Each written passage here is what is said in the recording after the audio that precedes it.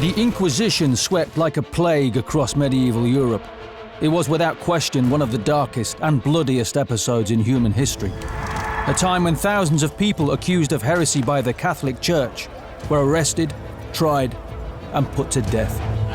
It was ethnic cleansing on a huge scale. It was one faith trying to exterminate another.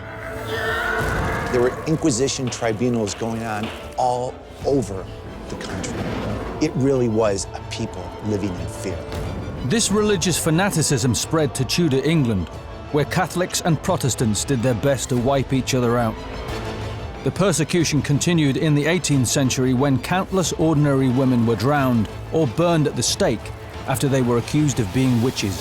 1/3 of the entire population was accused of heresy and witchcraft by the other 2/3. The Christians were actually aiming to stamp out something that had been in place for thousands of years before them. This was a war on magic and witchcraft, but what it really was a war on people that couldn't fight back. The world lived in the shadow of Inquisition and persecution for over 500 years. You would think we would have learned our lesson. Thousands of heretics in this country died under the knife, the axe, or in the flames. The Spanish Inquisition is perhaps the most infamous of all religious persecutions, and it caused ever greater conflict between Christians and Catholics in Tudor Europe, as we'll see in this episode of Inquisition. I really don't think you could underestimate how much the Inquisition and the tribunals affected the mindset of the people in Spain.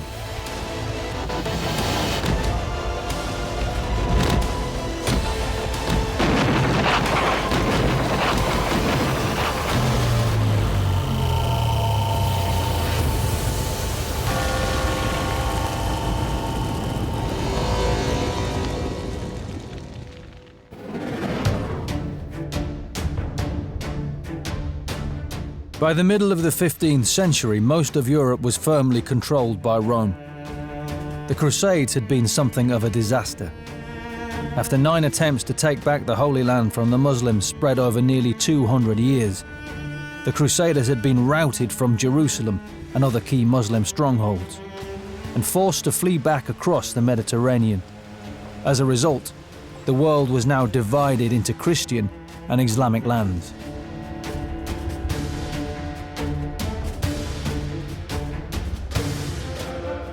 Buoyed by the success of the suppression of the Cathars in France, but smarting from the humiliation in the Holy Land, the Pope and his cardinals began looking for new heretics to pursue, who could be converted or executed, not to mention have their lands, assets and monies confiscated.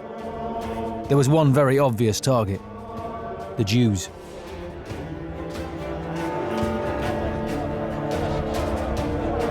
So on the 1st of November 1478, Pope Sixtus IV issued a papal bull ordering a holy inquisition in the Kingdom of Castile in Spain. The targets were the new Christians, the conversos. These were descendants of people who'd converted to Catholicism from Judaism between 1391 and 1415, around the turn of the 15th century. And there had been a series of riots in that time directed at Jews, and many had either migrated to North Africa or had converted to Catholicism. But they lived in urban areas, and they were an unpopular class among the rest of Spanish society. And because of the discord and tensions between the groups, many of them were thought to be still practicing the Jewish religion and therefore to be heretics, because while they were Catholics and had been baptized, they were not actually performing the Catholic rites as they should have been, and they were keeping other practices, Jewish practices, secret. So the Inquisition was founded as a way of seeking out potential heretics, potential converts or heretics, and trying them. At the end of the day, the Spanish Inquisition, like all the Inquisitions before it in France, everywhere, these Inquisitions are all about control and wealth. If there's an upsurgent movement, if it's religious, if it's political, they are going to be taken down because they are a threat.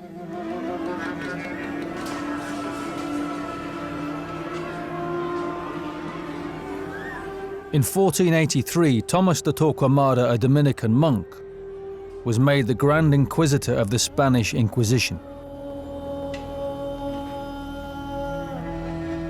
He opened tribunals which eventually spread across the whole of Spain.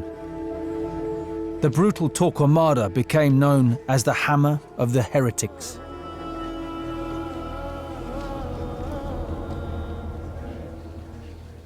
He was most definitely a sadist. He was a Dominican friar. And to be quite honest with you, the Pope set up the Dominican friars, Dominic being, for want of a better word, the first inquisitor. But these Dominicans wearing black habits were, for want of a better word, the Gestapo, the SS of the Catholic Church. And de Torquemada had well over 2,000 heretics tortured and burnt at the stake for heresy.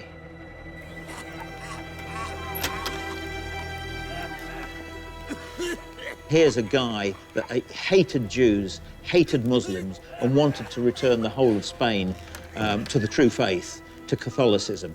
And here he was, standing at the stake, or standing in the torture chamber, hearing the bones crunch, listening to the sinews snap, hearing the flesh sizzle, and the screams of those poor unfortunate heretics that were being burnt alive on his sadistic orders. It was Torquemada who really created the new institution. So he was the one who centralized its powers among the Consejo de Suprema, the Supreme Council of the Inquisition. He was the one who instituted its processions through the town, its manifestation of its power. That came from Torquemada. And of course, he was also the one who legitimized and authorized the most brutal phase of inquisitorial history. So for all those reasons, that's why he's rightly remembered as one of the most brutal people associated with the Inquisition. Abajo de las rodillas. Abajo de las rodillas. Delante del dedo de Cristo. Hacia abajo.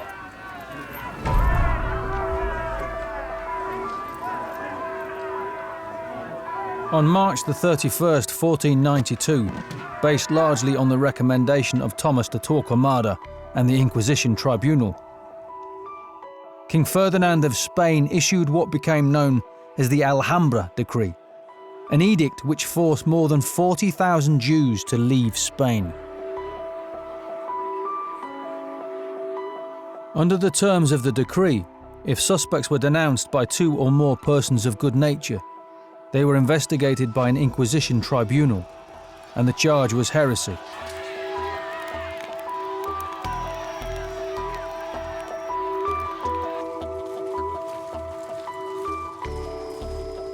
The inquisitors typically announced their arrival in town in advance and expected that everyone attend and confess the error of their ways. Those who volunteered and did so readily, especially to minor misdemeanors, and those who pledged allegiance to the Catholic Church, and especially those who ratted on their friends, well, they were let off easy. However, those who did not readily confess, well, that very fact was used as evidence against them for a much harsher sentence. Inquisitors would come to town and they would announce an edict of faith. So anybody who had any knowledge of something which was contrary to the faith in their view, the practice of the faith, had to come within 30 days and denounce this to the inquisitors. The inquisitors would then amass their evidence, and then they would start interrogating suspects. They would arrive at a significant town, they would publish the Edict of Faith. So that was the beginning of a process. They would collect all these denunciations, they would start trials, they would detain people, and they would bring these people to the headquarters of the tribunal. So it was systematically done. They would proceed town by town.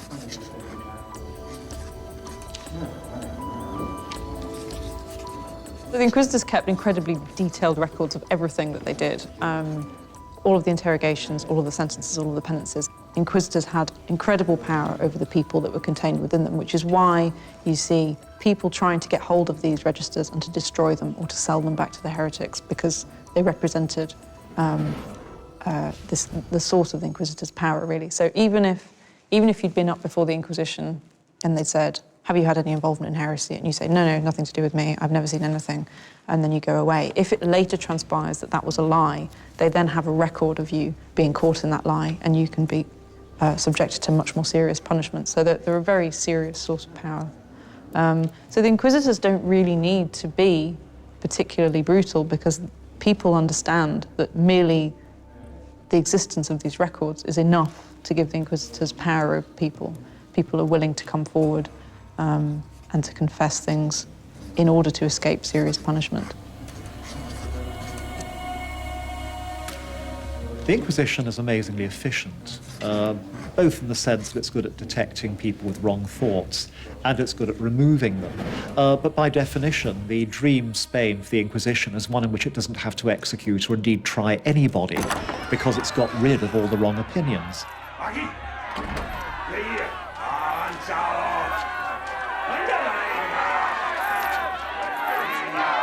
What you have to understand with the Inquisition and the fear it created in communities is its scope as an institution. So, you know, the great set pieces, like in, for example, the great film of The Name of the Rose in the book by Umberto Eco, is of these very all-powerful people riding into town and wreaking havoc and people being burnt at the stake. That went on. It went on particularly in the 1480s, 1490s, into the 16th century it went on. And it carried on in a minor key going on through to the 17th and 18th centuries. But what, in a way, was more terrifying for people was the power the Inquisition could have over their daily lives. So if you were tried and penanced by the Inquisition, a frequent punishment was banishment. You would be sent away from your home community for 5 years, 10 years. You couldn't work there. You couldn't have any contact with your family until you would basically be made destitute. The first wave of persecution in the last decades of the 15th century was one of the most massive and brutal waves in the history of the Inquisition. So it is Torquemada, but all the other inquisitors were involved in all this procedure. I have no doubt that the Inquisition was feared, and there was a clear impact on behavior. Ustedes serán calados hasta que sus cuerpos se consumen. As Inquisition fever swept across Spain, Torquemada's tribunals were soon heaving with thousands of cases and thousands of suspects. Fear was the key. Fear that not being an accuser might lead to being one of the accused. In this poisonous atmosphere of mistrust, the Inquisition thrived. Of course, there were many reasons to report someone to the tribunals, some of them rather less than godly. Some began to realize that it was a convenient way to get rid of business rivals, unpopular family members, even husbands, wives, and mistresses. The important thing to think about accusations, the way that people denounced one another, there are many aspects of this which made it a really remarkable case of legitimizing and, in fact, making gossip into a good thing, a noble thing to do. Of course, we all like gossiping about each other, but we tend to feel a certain amount of reticence, or maybe we shouldn't be doing this. But the Inquisition made it into a noble act. In fact, it was a moral duty. If you'd heard some gossip about your neighbour who might be doing something, you had to go and denounce them. That was your duty, and in fact, you could be brought before the Inquisition if you didn't do it.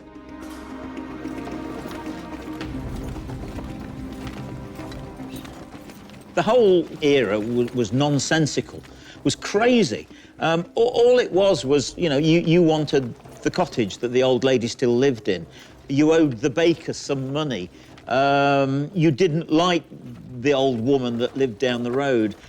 You wanted to get rid of your wife. You wanted to get rid of your girlfriend. You wanted to get rid of your husband.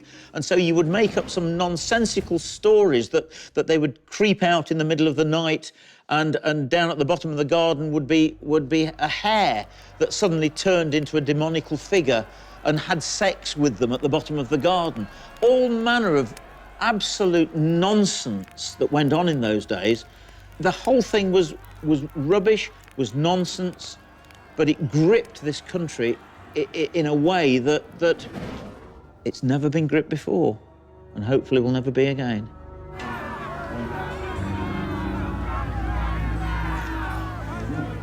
everything which happened within the bounds of the tribunal was secret. So an accused person did not know who their accusers were. When they were trying to defend themselves, they had to guess who it might be. So you will find huge lists of all the people who this person says is an enemy of theirs, in the hope that one of them may be the actual accuser. Which gives a sense of the way in which really what this legitimization of gossip did was to make those kinds of tension and enmities worse, to accentuate them. Confiesas tus pecados, cuéntanos tus pecados, y serás purificado. Torture, and the fear of torture, was the real weapon of the Inquisition in Spain. It was the job of the inquisitors to force a confession from those who had been accused. That meant certain death, of course, but many were killed anyway before they'd had a chance to confess. Te confiesas, nos dices los que has visto, y te puedes detener el dolor. The Inquisition torturers earned themselves fearsome reputations for the number of confessions they achieved, and they were paid accordingly. A star performer could command a tidy sum as he moved around Spain, pulling off thumbnails and snapping the limbs off suspected heretics. Confesa, denos los nombres en su grupo. The torturers travelled with a gruesome array of instruments, designed to apply ever-increasing levels of pain and punishment.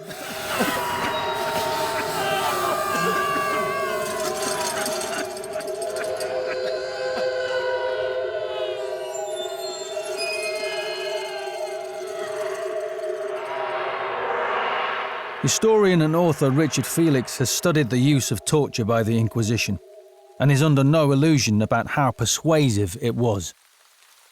This is actually a wine press, but people were pressed to death.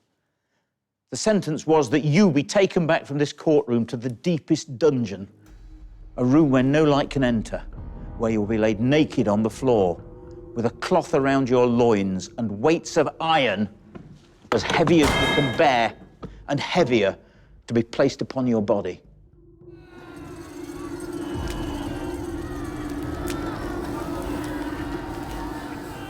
Torture was a threat to obtain confession. We have to keep in mind that all the judicial system after the 13th century, 14th century was based on confession.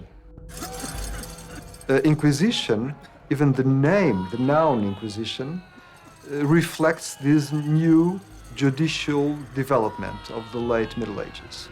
The procedure was organized in the way that at the end they would obtain a confession. The torture was part of these possibilities.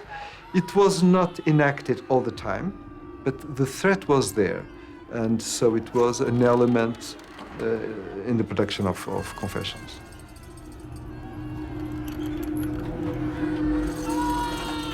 And of course, one of the favourite forms of torture, fire.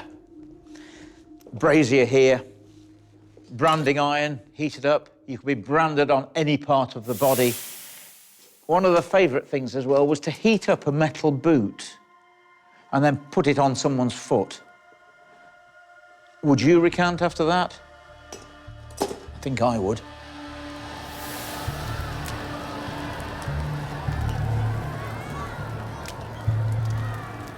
And what about this? This is as bad as it gets. You are actually strapped into this and sat on this chair with these dreadful, huge, rusty nails sticking up.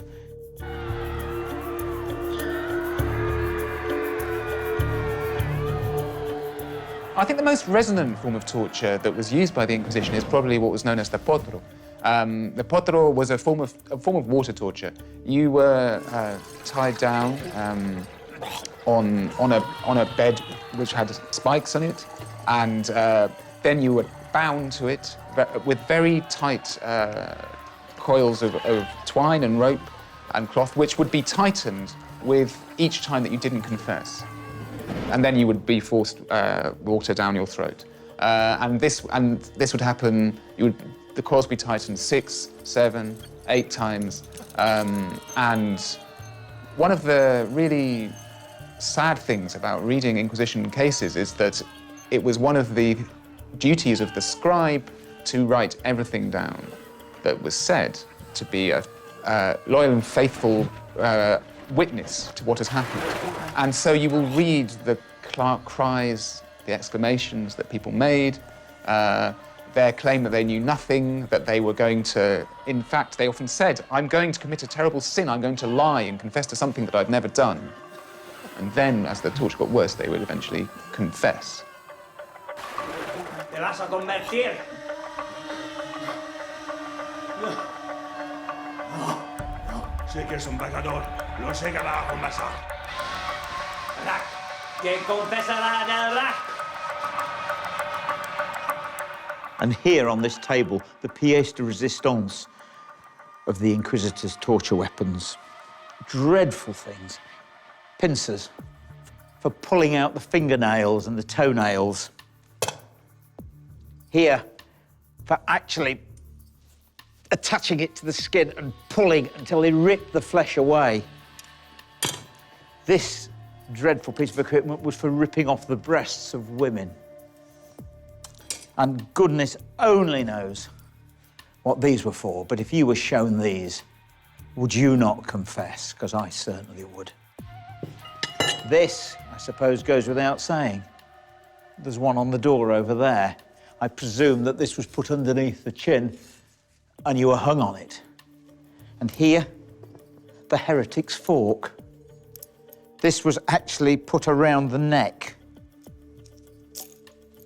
It was pushed into the chin here and here, stuck into the sternum, and then tied around the neck.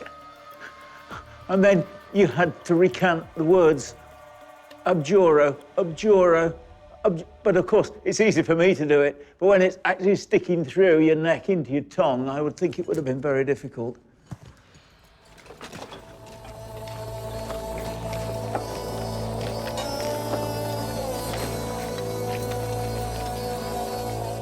It made little difference how a person's guilt was established.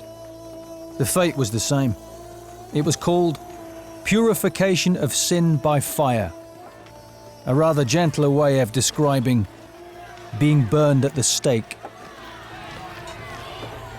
There were so many trials and convictions across Spain that the Inquisition couldn't keep pace, a situation soon remedied by mass executions known as auto de fe.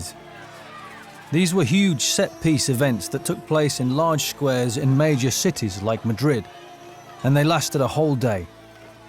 Hundreds, sometimes thousands of people would come and watch as the condemned were paraded through the city on their way to meet their deaths. Auto de fe were powerful demonstrations of the Inquisition's authority, which also provided a macabre form of public entertainment. Historian Andrew Goff has made a study of these grisly spectacles and exactly what went on. Auto de fe literally means act of faith, and it is the final step in the Inquisition process. This was a ritual of public penance of condemned heretics that took place when the tribunals determined their punishment, the most severe of which was execution by burning. The largest auto de fe took place in a square much like this one in Madrid, Spain in 1680, when hundreds of men and women were sent to the flames.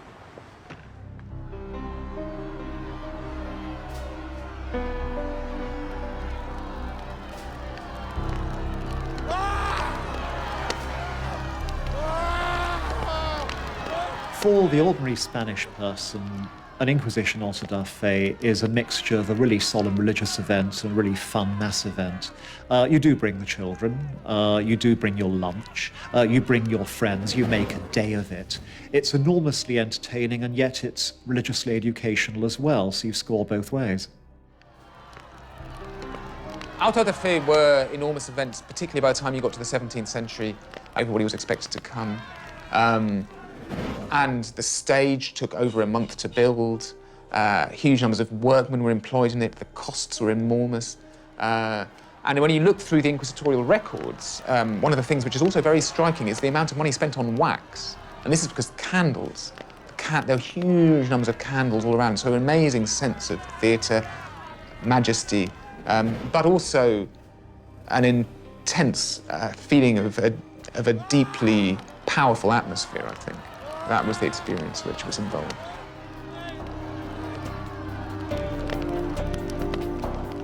It's deliberately theatrical. The condemned are paraded through the town, dressed in costumes with paintings on that emphasize their particular sin.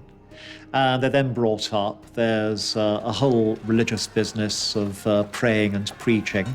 Their sense of wrong is made clear to the crowd, and if they are obstinate, as the people being executed usually are, then the crowd is encouraged to understand this person is going to plunge straight through the fire into hell forever.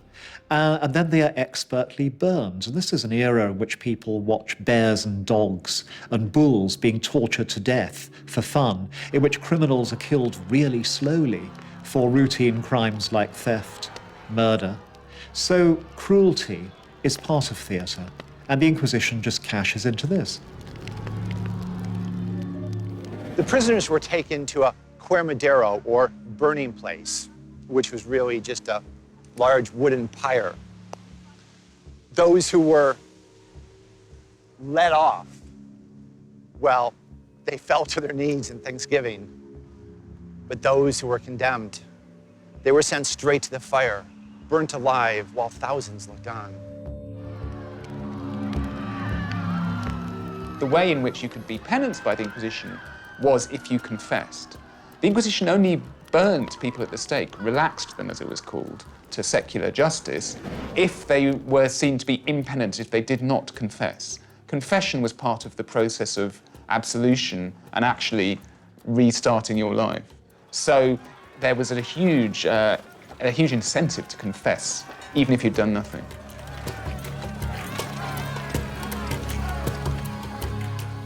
The auto de fes were the most potent symbols of the horrors of the Holy Inquisition in Spain. And the Dominican tribunals kept detailed records of all the public execution, and exactly who was there, who was sent to the flames, and the numbers involved.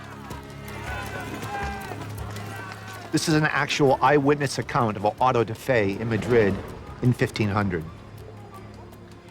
At 8 o'clock in the morning, the procession began with a company of coal merchants, all armed with pikes and muskets. These people furnishing the wood with which the criminals are burnt. They were followed by Dominicans, before whom a white cross was carried. After these came 12 men and women with ropes around their necks and torches in their hands. Next came 20 more criminals of both sexes who had relapsed thrice into their formal errors and were condemned to the flames. Those who had given some tokens of repentance were to be strangled before they were burnt. But for the rest, having persisted obstinately in their errors, were to be burnt alive. To get the Inquisition to put you to death, you really have to work on it by refusing utterly to give up your wrong beliefs. And at the end of that, patiently, professionally, and with infinite goodwill, they'll burn you.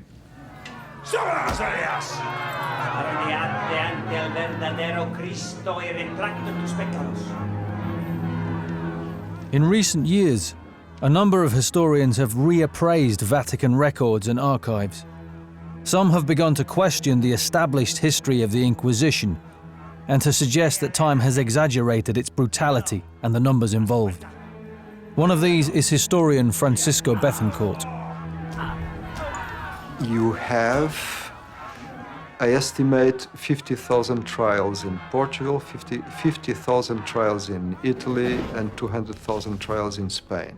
So we are talking in 3 centuries about 300,000 trials.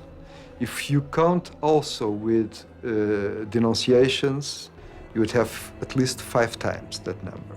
In average, people would stay in jail for 1 year while the trials were prepared, while they were interrogated. A minority could be was tortured, but in general, we are talking about long periods of inquiry, long periods of detention. You have an intimidation of population. Population knew all about the Inquisition. It was very visible. So the Inquisition was prosecuting heresy at all levels.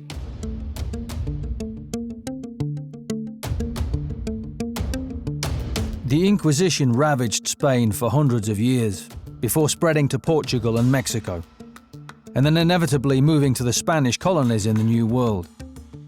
It was only officially abolished in December 1808 by the Emperor Napoleon after his invasion of Spain. By that time, according to the Vatican's own figures, 32,000 people had been executed throughout the country.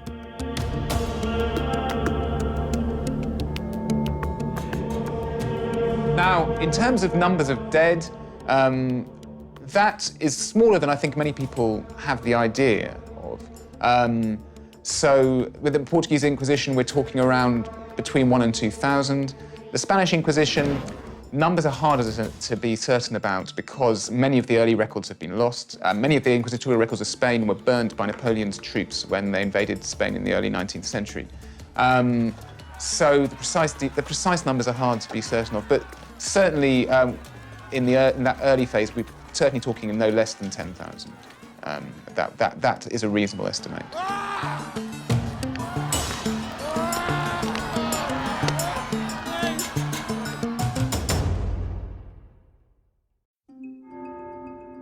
But all was not rosy in the Catholic garden. While the Holy Inquisition was brutalizing Spain, the English King Henry VIII had decided to break with the Church in Rome and establish one of his own, the Church of England. Henry had previously been a devout Catholic, but the Church had been unable to deliver what he wanted most, a divorce from his Catholic queen, Catherine of Aragon, and marriage to his mistress, Anne Boleyn. To the fury of Pope Clement VII, Rome had lost religious control of England.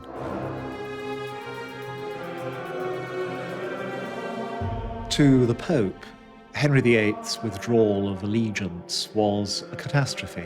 I mean, he is the first king in Europe actually to break with Rome and turn to the new style heresies that have become known as Protestantism.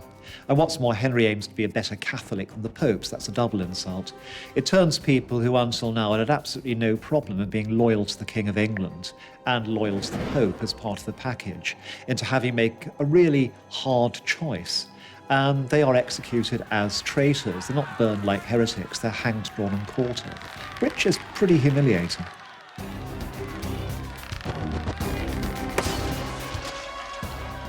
Henry's break with Rome and of course marriage to Anne Boleyn was absolutely abhorred by the Catholic world.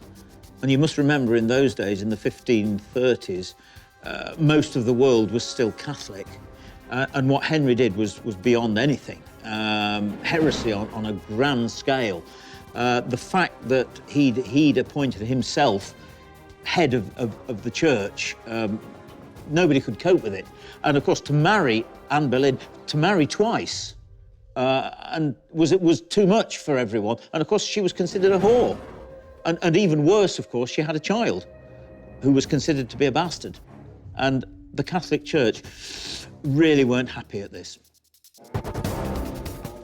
What made it really creepy for English Catholics, people more loyal to the Pope in religion than the King, is that the King is behaving atrociously. He's getting rid of a really popular, effective, dignified, pious wife for this unknown with an amazing temper and really dodgy ideas about religion, who's corrupted or bewitched the King and is hurtling England down exactly the wrong path.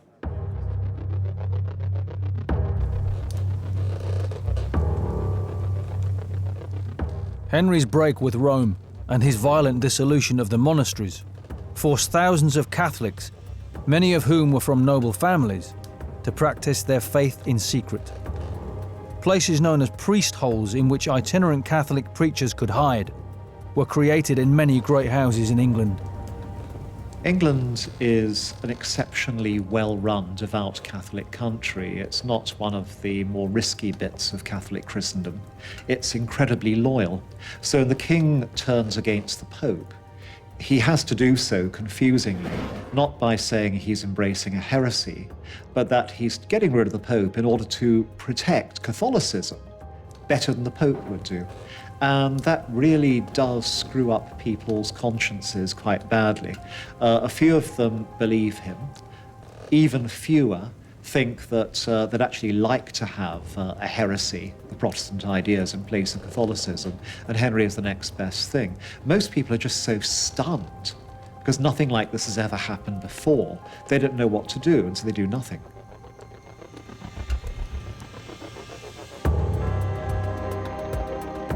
When King Henry died in 1547, his 9-year-old son Edward succeeded him to reign as Edward VI.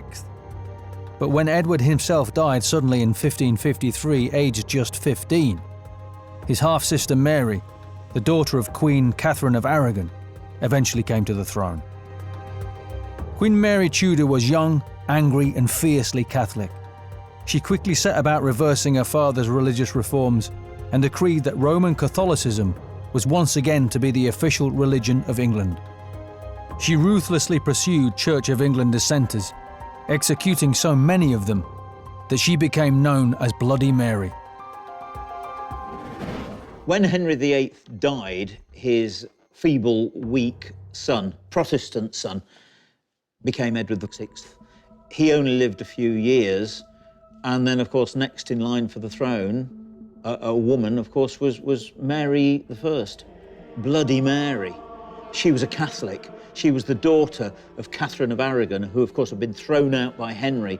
She was absolutely furious. She was a coiled spring that was waiting for something that she never thought would happen. And all of a sudden, she was queen, a Catholic queen in a Protestant country. And she did everything in the 4 years that she reigned to get rid, to exterminate all of these stinking Protestants that had defiled her faith for so many years while her father and brother were on the throne. And she did a very good job.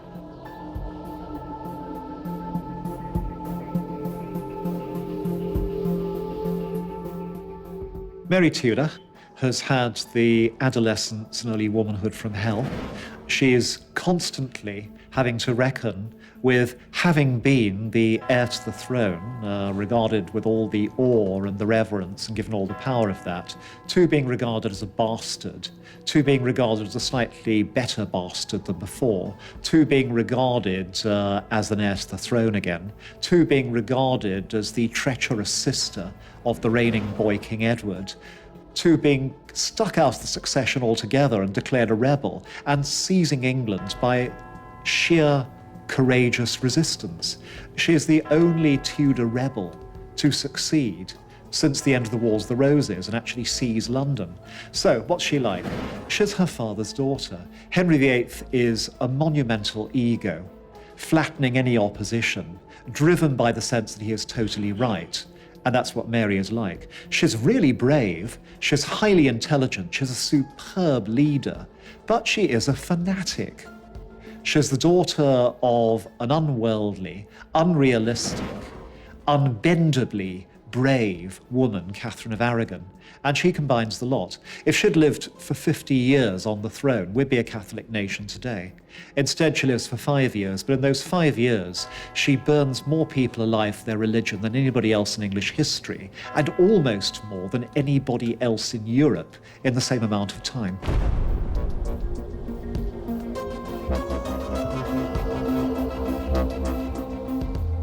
Mary's reign was really a reign of persecution and recrimination. She wanted to get back at all of those Protestants that had caused the Reformation in the first place, had been against her mother, and basically she did everything in her power to get rid of as many Protestants as possible, including Latimer and Ridley, and of course Cranmer, who was nothing less than the Archbishop of Canterbury. But he was the guy, of course, that organised the divorce of Henry and her mother and the wedding of Henry and Anne Boleyn.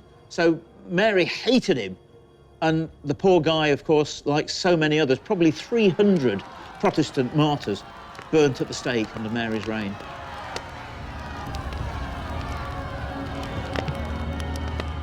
The execution of Archbishop Cranmer was a defining moment for Protestants in England. A pious, devout, and popular man, many people saw his brutal execution as an act of petty revenge by a petulant young queen. And far from rallying people to her Catholic cause, it hardened public opinion against her. Bloody Queen Mary was feared, but she certainly wasn't popular. Mary, when she seizes the throne, finds, naturally enough, a church which is staffed with Protestants. And she simply lets most of them go. Those that haven't got married and are willing to convert just become Roman Catholic priests. Those that have got married put away their wives and find parishes elsewhere, or else they just leave the profession. And that leaves a hard core of famous Protestant bishops who are put on show trials as heretics and traitors. And she's after about half a dozen of them. The one she's really going for is the Archbishop of Canterbury, the primate of the Church of England, Thomas Cranmer, because he is the guy who declared her father's marriage to her mother invalid and Mary a bastard. And you can see how much she hates this guy's guts, that she actually gets him to declare himself wrong. He declares publicly that Catholicism is the best religion after all. And what you do then is you put this guy on show and gets him to tell everybody that he's wrong. It's the classic propaganda victory. Mary, insanely, insists he still has to die, thereby shattering all the achievement, because Cranmer, when he's actually tied to the stake and is about to be grilled, declares the truth about Protestantism all over again, burns his own hand in front of him, which had signed the denunciation of his former beliefs, and provides the perfect Protestant martyr. It's a classic own goal.